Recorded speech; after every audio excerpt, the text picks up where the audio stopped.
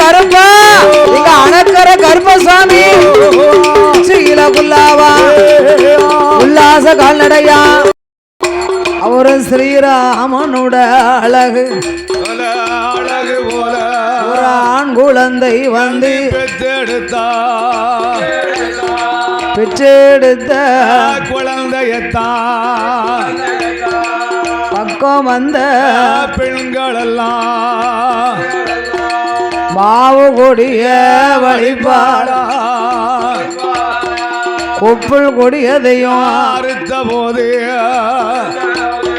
குளிப்பாட்டி நீராட்டி சேனையதும் ஓட்டுவாளா நீராட்டி தாலாட்டி ஐயா தாலாட்டி நில போட்டுவான் போடுவாளா ஐயா தாலாட்டி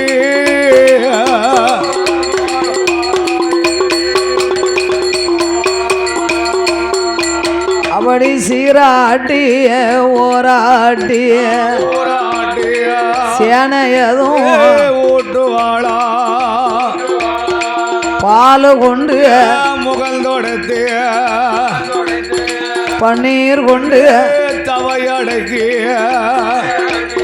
ஹரிராமனுடைய அழகை போல அழகான ஒரு ஆண் குழந்தை பெற்றெடுத்தார். எல்லாரும் கூடியிருந்து கொலை போட்டா அப்படி ஆண் குழந்தை பெற்றெடுக்க அருகிலே வந்த தோழி பெண்கள் எல்லாம் என்னென்ன கொப்புள் கொடி அறுத்து குளிப்பாட்டி நீராட்டி சேனைகள் ஊட்டினார்கள். ஆமா பாலால் முகம் துடைத்தார், பன்னீரால் தவை அடக்கினார்கள். தவை அடக்கி ஆண் குழந்தை அழகான பிள்ளை ராமர் மைந்தன் வந்து பிறந்திருக்கின்றார். ஆமோ குழந்தை பிறந்து ஒரு மாதமாச்சு. ஆமா சீதாதேவி தன் மைந்தனை தொட்டிலே உறங்க வைத்து தொட்டில போட்டிருக்கா. தோழி பெண்களையும் தன்னோடு அழைத்து கொண்டு இடுப்பிலே குடம் எடுத்த ஆத்தங்கரை சென்று குளித்து நீராடி வருவோமே ஆமா என்று சீதாதேவி புறப்பட்டார். ஆத்தைக்கு வாரா. வால்மீகரை அழைத்தார். சுவாமி மகரிஷி பாலகன் தொட்டிலே படுத்திருக்கிறான், மகன் தொட்டில உறங்குதான், ஆத்தங்கரை சென்று வருகிறேன், பிள்ளைய பார்த்துக்கோங்கன்னு புறப்பட்டார். அப்படி வாலிமதி சொன்னா. சீதாதேவி ஆற்றங்கரைக்கு வருகின்ற பொழுது வானரமாகிய குரங்கு தன் குரங்கு காக்கை குஞ்சி ஆனாலும் தன் குஞ்சி பொன் குஞ்சி. ஆமா வானரமாகிய குரங்கு அதாவது குட்டிகளை அடிவயத்திலே சுமந்து கொண்டு அடிவயத்தில் சுமந்துக்கிட்டு கொப்புக்கு கொப்பு கிளைக்கு கிளை தாவியது. அங்கிட்டு தாவுது இங்கிட்டு தாவுது.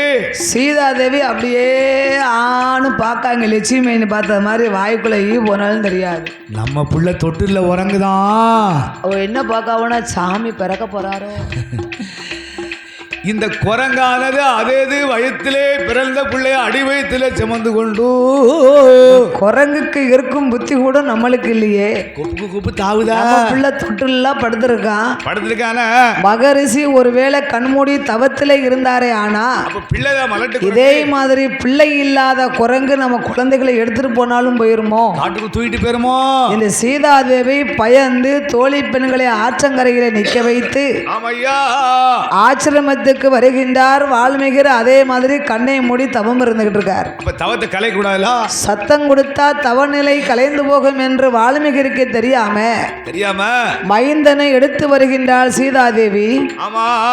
ஆற்றங்கரைக்கு வார போது வால்மீகர் தவம் முடிந்தது. பதறி முழித்தார். தொட்டுள்ள பிள்ளை இல்ல, தொட்டில குழந்தை இல்ல. ஐயையோ, கடுவாய் புலி வந்து எடுத்து சென்று விட்டதா? சீதை வந்து விடுவார்களே, சீதாதேவி வந்தார்களே, ஆனா நான் என்ன பதில் சொல்லுவேன்? கேட்டா நான் என்ன பதில் சொல்ல? அக்கம் பக்கம் பார்த்தார் வால்மீகர்.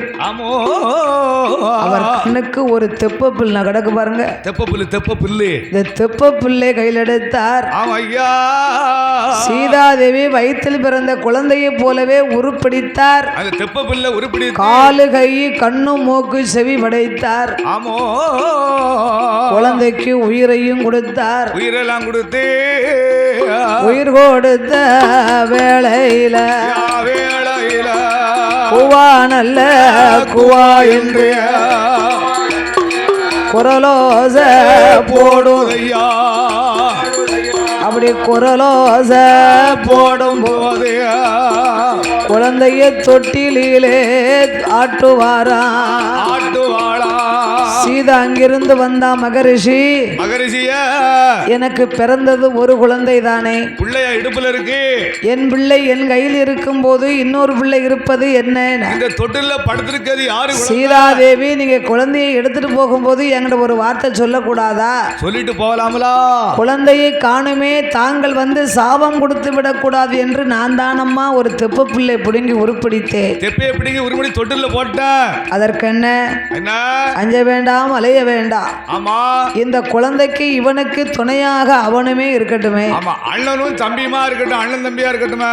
அப்படியானா ஒரு பிள்ளையை நம்ம கூப்பிடும் போது ரெண்டு பிள்ளையும் அம்மான்னு வரணும். மேளகாரர்கள் உடனடியாக கோயிலுக்கு வரணும், விழா கமிட்டர் அழைக்கிறார்கள்.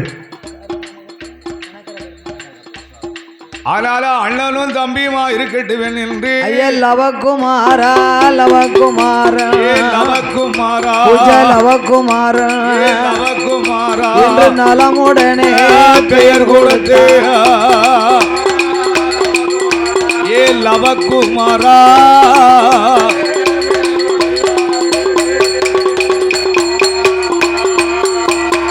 லவகுமாரா லவகுமாரா என்று பேர் கொடுக்க குஜேலவா என்று அந்த குஜேலவ குமாரனை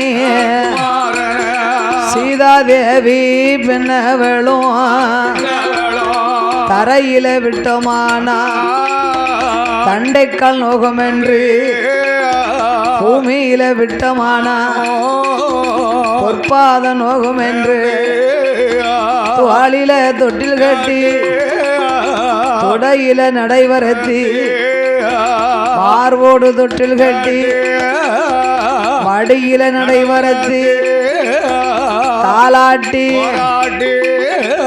தாலாட்டி தலைமகன ஓட் ஓட் ஓட் ஓட் அந்த குஜலவன வளர்த்துவாரா.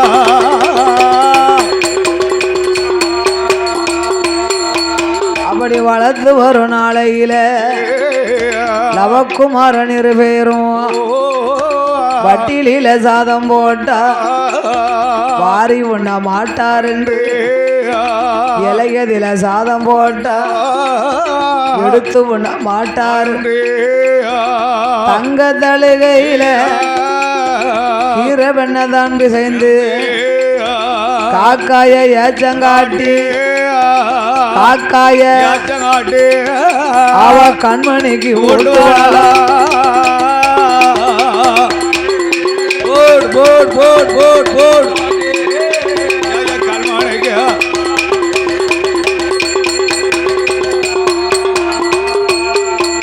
அவ ஊட்டி நல்ல வளர்த்துவாரா.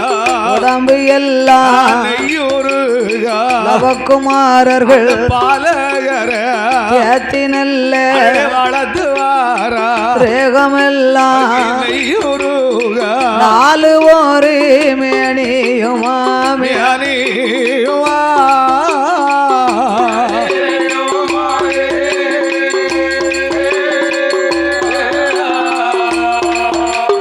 எப்பொழுதும் ஒரு வண்ணமுமா வண்ணமுமா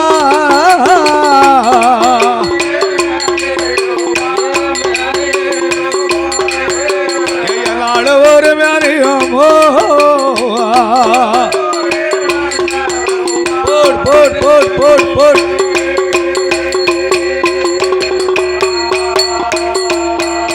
அப்படி வளர்த்து வரும் நாளையில லவகுமாரன் இருபேரும் ஒரு வயதான் இரு வயதான் உச்ச 3 வயதுமாச்சு. 3 வயதில முடியிறகி காது குத்தி தாலை கம்மலிட்டு 4 வயதாச்சு நடந்து விளையாடுவார். 5 வயதில வால்மிகிர் வனமதில அன்றொரு நாளையிலே இந்த குஜலவனுக்கு அதிராம பூமானுக்கு வசிஷ்டரோ அமையா குருவாக இருந்தார். இருந்தாரா? அவருடைய மைந்தர்களுக்கு இந்த குஜலவனுக்கு குருவாக இருந்து கொண்டு கல்விகளை போதித்தார். கல்வி கலைஞானிகளும் குஜலவனுக்கு போதித்து காயாத பனையிலே கன்னிப்பனை குறுத்தெடுத்தார். அமையா ஈனாத பனையில் இளம்பனை குறுத்தெடுத்து பண்டரியா ஓலையிலே இருபுறமும் கொண்டை சீவி மஞ்சள் குறிப்பிட்டு எழுத்தாணி கொண்டு தொடங்கினார்கள். ஆமோ லவக்குமாரர்கள் இருவேர்களுமே ஆமா அயோத்தி அரசருடைய பிள்ளைகள் அல்லவா? அரசருடைய அரச சேவையில் ஆளக்கூடிய பிள்ளைகளா? இரண்டு மைந்தர்களும் கல்விகளை கற்று வருகின்றார்கள். கல்வி கலைஞானிகள் எல்லாம் படி அரிகரி கொன்ற வேந்தம் அறிந்து கொண்டாரா அறிந்து கொண்டாரா அன்னையும் பித என்று வேடி படித்து கொண்டாரா அன்னையும் பித என்று வேடி படித்து கொண்டாரா குஜலவ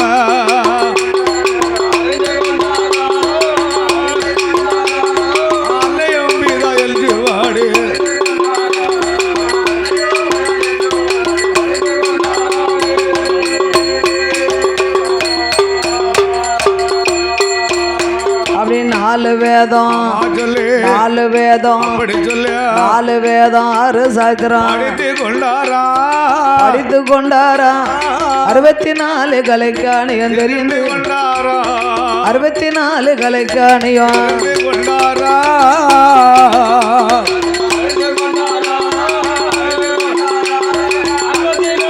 போடு போடு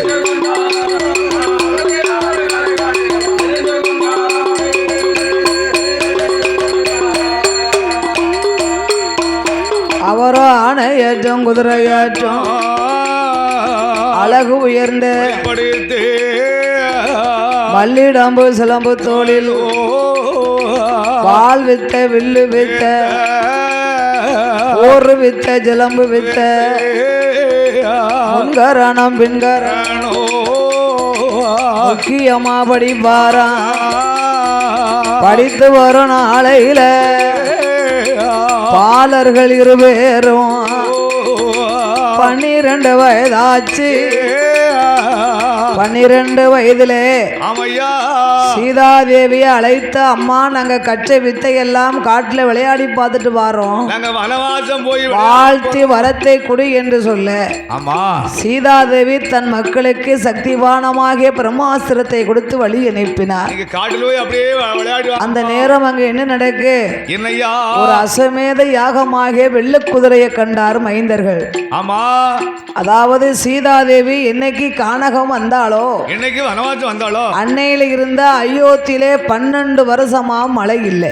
மழை கிடையாது, தண்ணி கிடையாது போச்சு. லவக்குமாரர்கள் இருவேர்கள்ட்டையும் சீதாதேவி ராமன் சீதையை வனத்துக்கு அனுப்பின கதைகளை சொன்னார். அப்படியே சொல்லி சொல்லி தன் மக்களை வளர்த்து. ஆனா தந்தை தான் ராமன், ராமன் அனுப்பிய சீதை நான் தான் என்று பிள்ளைகள்கிட்ட சொல்லல. தன் மக்கள்கிட்ட சொன்னால சொல்லல. ராமன் புகழை சொல்லி சொல்லியே வளர்த்தார்கள். ஆமா, அப்படி ராமனுடைய மைந்தர்கள் ரவக்குமாரர்கள் இருவேர்களுமாக சரி ஸ்ரீ ராம ஜெயத்தை பாடிக்கொண்டே அயோத்தியாபுரிக்கு வருகின்றார். ஆமா, அயோத்திக்கு வந்தாங்க.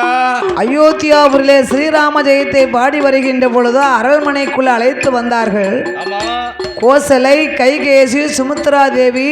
ஆமா, 2 பிள்ளைகளையும் கண்டு தன்னை அறியாமல் அந்த அம்மாளுக்கு பாசம். ஆமா, பெரிய பொல்லாத பாசம் வந்து தான் வீட்டு பேர பிள்ளைன்னு அவங்களுக்கு தெரியாது. தெரியாதா?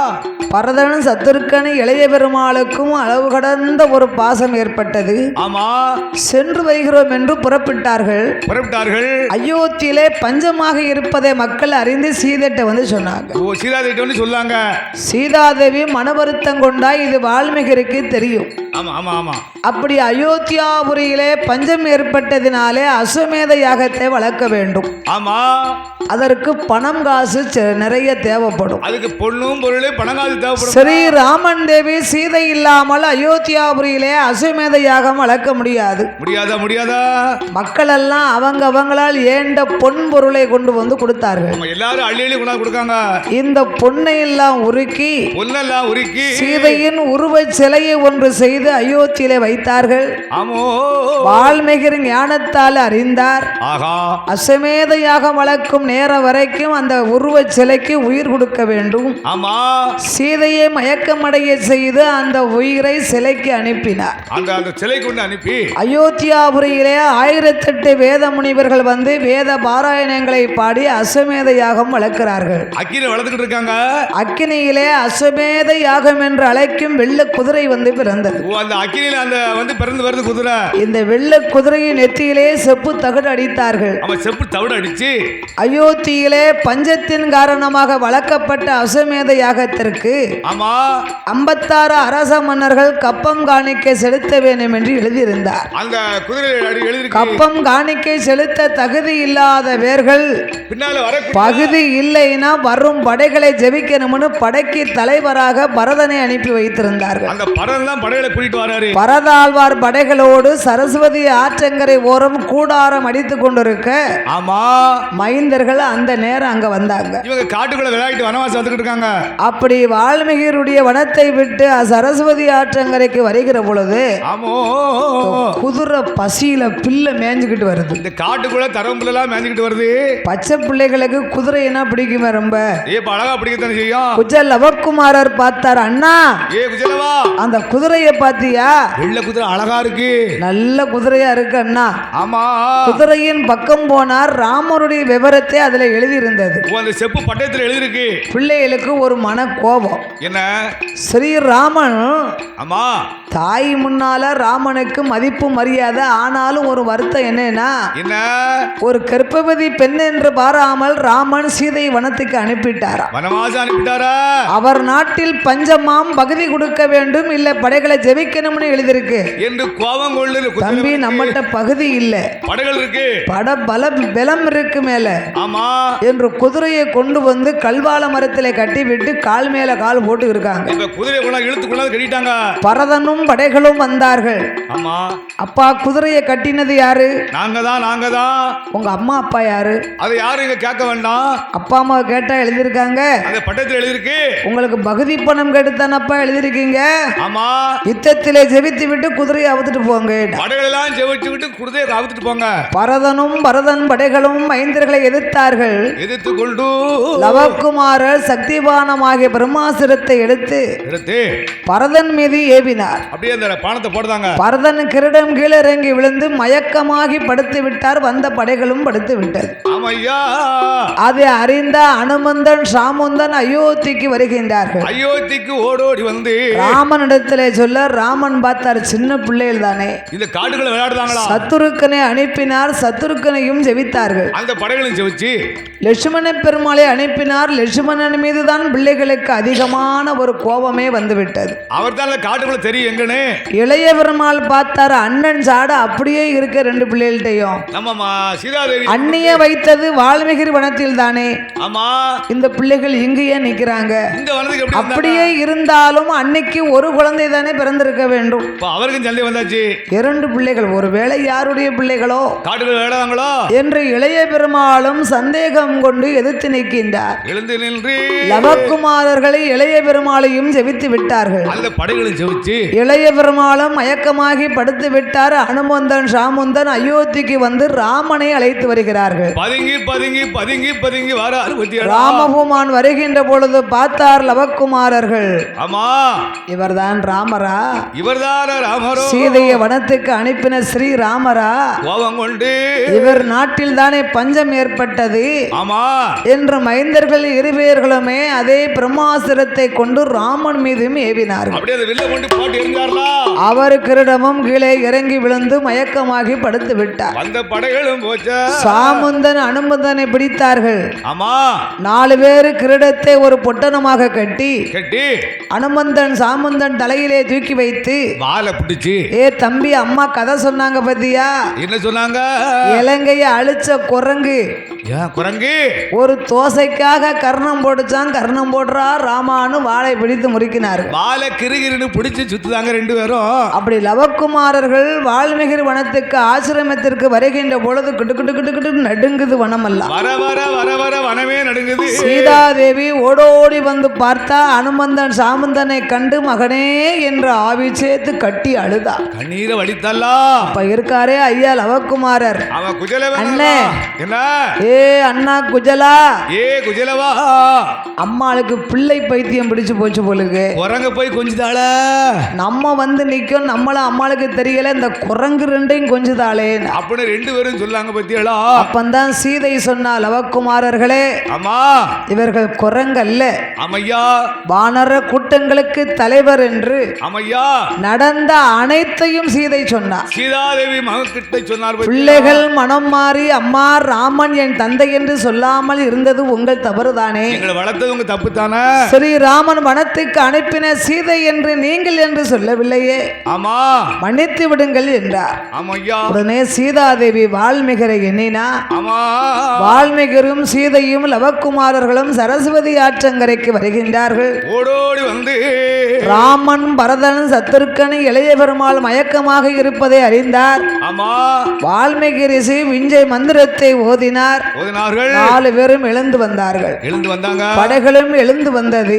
ஆமா ஸ்ரீராமன் சீதையை கண்டு சீதா அப்படின்னு சந்தோஷமா பக்கம் வர சீதான்னு வந்தார்களா. வலது பக்கமும் இடது பக்கமும் 2 பிள்ளைகள் நிக்கி அவங்கள கொண்டு போட்டிருக்கா. வால்மீகரே ஆமா சீதாதேவி கானக வரும்போது 60 நாள் கர்ப்பம் என்று அன்று சொன்னான் என் தம்பி லட்சுமண பெருமாள். என் தம்பி சொன்னார் லட்சுமண பெருமாள். இந்த சூரியகுல பரம்பரையிலே ஆமா ரெட்டப்பிள்ளை பிறந்து 32 தலைமுறை முடிந்து விட்டது. ஏப்பா எத்தனையோ தலைமுறையாச்சு. சூரிய பகவானுக்கு சங்கை என்ற மூத்த மனைவிக்கு மட்டும்தான் 2 பிள்ளை. அவளுக்கு மட்டும்தான் ரெட்ட பிள்ளை. அதுக்கப்புறம் எங்கள் பரம்பரையிலே ரெட்டப்பிள்ளை பிறந்ததாக நான் கேள்விப்பட்டதில்லை. சட்டமே இல்லையே ஐயா. ஆனாலும் என் மனைவி பக்கம் இன்னொரு பிள்ளை. இது யாருன்னு சந்தேகப்படுதா ராமரே? ராமா உங்களுக்கு சந்தேகமா? சந்தேகம் உங்களுக்கு தெரியலையா? நான் சந்தேகப்படவில்லை. ஆமா என் மனைவி சீதை கலங்கமற்றவள் என்று அயோத்தி மக்கள் அறிய வேண்டும். நாடறியணுமா? அதற்கு நான் என்ன செய்ய வேண்டும்? சொல்லுங்க சொல்லுங்க. அக்கினியை வளர்த்து அதிலே இறங்க வேண்டும். அப்பந்தான் சீதையை மக்கள் நம்புவார்கள். சீதைக்கே அந்த தீர்ப்புனா நம்மளுக்கெல்லாம் என்ன தீர்ப்பு? இந்த வனத்துக்குள்ள அக்கினியை வழங்க. இத மாதிரி அக்கினி வழங்க. அப்படியே ஆகட்டும் என்று வால்மீகர் ஒரு அக்கினி குண்டத்தை பிறவி செய்தார். அந்த வால்மீகி வனத்துல வந்து நம்ம அப்படி சம்மதிப்போமா? ஆமா என்னைய அக்கினில இறங்க சொல்லுதியா? அப்படி தள்ளிடும்பா. உன்னைய தூக்கி போட்டு எரிச்சிருவேன். அதனால வால்மீகி வனத்திலே வந்து அக்கினி வளர்த்தார் பத்தியலா. சீதாதேவி லவக்குமாரர்கள் 2 பேர்களையும் 2 கையிலே பிடித்து கொண்டு வலது கையில இடது கையிலும் பிடித்து அவ அக்கினி யாகத்தில இறங்குதாள யாகத்தில இறங்கும் போது எச்சப்பையில பிறந்த பிள்ளை ஐயா கருகி உருகி சாம்பலானா. அருகி உருகி சாம்பலாக சீதாதேவி கண்ணீரும் கவலையும் கொண்டு ஆமோ சுவாமி இப்பவாவது நம்புதியடா என் மீது நம்பிக்கை வந்து விட்டதா? ஆமையா. என் லவக்குமாரன் இல்லாமல் என்னால் இருக்க முடியாது. என் தம்பி இல்லாம இருக்க முடியாதா? இவருக்கு உயிர் கொடுத்தாக வேண்டும் என்று சொல்ல ஆமோ அப்படியா ஆட்டம் என்று அதிராம சந்திரரும் யுத்தம் கொண்டு தொழிப்பாரா தட்டுவாரா குப்பையில பிறந்த பிள்ளை அருகி உருகி எல்லோ இடது பக்கம் குண்டையோடு முறுக்கு மீசம் முண்டக்கண்ணோ என்ன கருப்பழகும் எழுந்து வாரார். அது சமயம் அக்கினியில் எழுந்த போது ஹரிராம சந்திரரும் பேர் நாமம் கொடுப்பாரா. ஏ துப்பையில பிறந்த பிள்ளை சீதையவா வளர்த்த மகன் ஏ செல்ல பிள்ளை கருப்பசுவாமி வனத்தில் பிறந்தவரு வாராரு கருப்பசுவாமி ஆடி வாரார் பாடி வாரார் ஆதாளி போட்டு வாரார் முறுக்கு மீச முண்டக்கண்ணா அதுக்கு ஏத்த கொண்ட கட்டா கட்டு கச்ச பவள கச்ச ஏ கந்தசாமி புறமதியிலே அணக்கரையில் அமர்ந்தவரு அணக்கர கருப்பசுவாமி ஆடுதார பாடுதாரே ஆதாளி ஓடுவாரா ஓடி வாரார் ஆடி வாரார் மூல சத்தம் போடுவா ஏ கருப்பையா ஏ அணக்கர கருப்பையாவா ஏ அணக்கர கருப்பனோடு மாயாண்டி சுடல ஐயா ஓட்டமாட சாமியோடு மாயான பேச்சியம்மா ஆத்தங்கர மாயாண்டி